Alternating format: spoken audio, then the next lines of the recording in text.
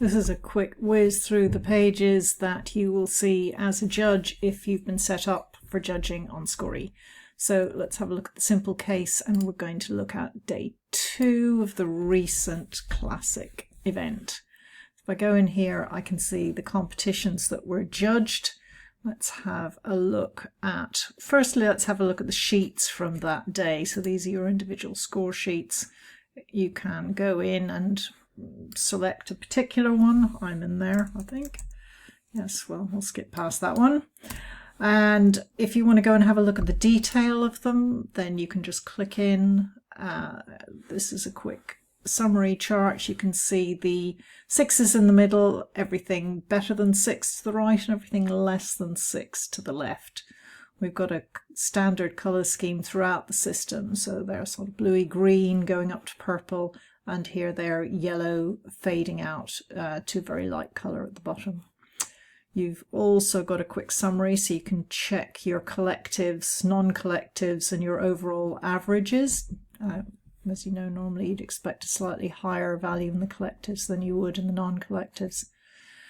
And that's probably about it on that one. So let's just go back out again and have a look at exploring the scores overall on this particular date. So this one, these are all the scores for that day.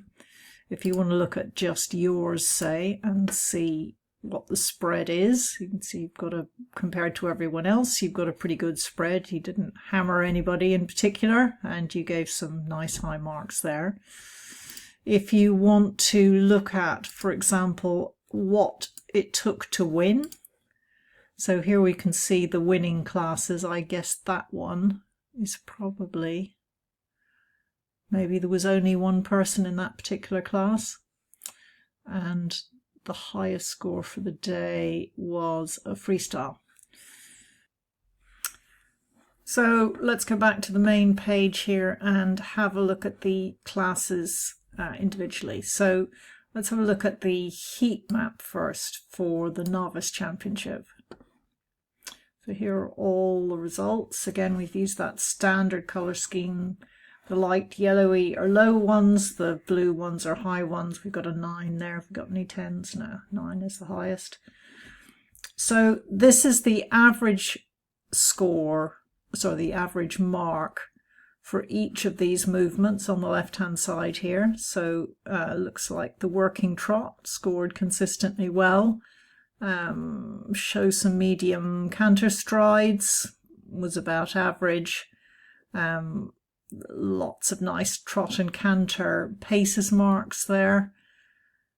So you can get a feeling for the average scores, and then you can see what the winner, lots of 7s, quite a few 8s, and the 9s for the winner. That makes sense. And down the bottom we had lots of 5s. You can also just have a look for the penalty marks there at the bottom. So if we go back out again, let's have a look at the box plot for the same competition. So these are the individual marks. They don't have any coefficients applied to them, and the coloured box is where you would find 75% of your marks, and then you've got a few outliers. So here was the 9 for this particular one. There was no 8.5s. Then your 8s, those are 7s, I would think. So this heavy black mark is showing the average score. So as you would expect, the average mark is highest for the winner. The other pattern that you'd normally see is that winners tend to have a much lower range of marks, so they're much more consistent than the people at the end.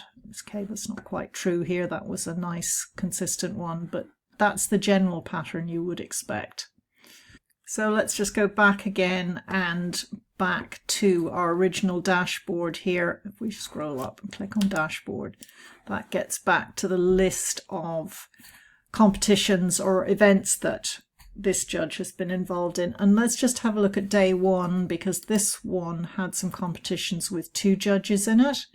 Let's just have a look at first the heat map for the advanced medium. And here you'll see the marks are in pairs. So this is for the 2 judges for each of these different entries. So you've got the overall mark average, and then you've got the mark average for each judge. So when we look at that, we're seeing that, sorry, let's just look at the total here. You can see that the sheet score average for the first judge was 61, and the sheet judge average for the second judge was 63. And those are 2 marks apart. So they're a mark above the average and a mark below the average.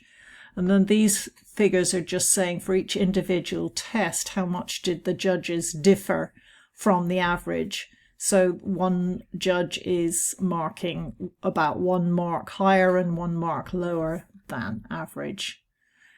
This judge placing helps you check whether the judges actually disagreed on the overall placings of the riders. In this case, they were all in agreement. And this is the entry score that the rider would have received. The other thing you can do here is just to highlight where the judges disagreed. So this one's looking at where there was 1 mark or more difference. Let's just see what we do if we do 2. Okay, so this is where there's more than 1 mark from average. In other words, 2 marks from the difference. So there's not a huge number here. That one, interestingly. So it looks like one judge is penalising low marks more than the other. Let's go one further, see if we've anything. Yes, so there's just one here where one judge didn't like it and the other judge did. That would be a fairly normal range you'd expect to see. Have a quick look at the box plots. Again, these are in pairs going down, so pretty much in agreement, and what you'd expect from the heat map. You've got one judge marking slightly higher than the other, but they're broadly in agreement about which test they liked and didn't like. So that's a quick whiz through the things that are available on the judges' pages at the moment. I'm be very interested to hear any feedback or any other ideas that anyone has to how to make these better. That's all for now. Bye.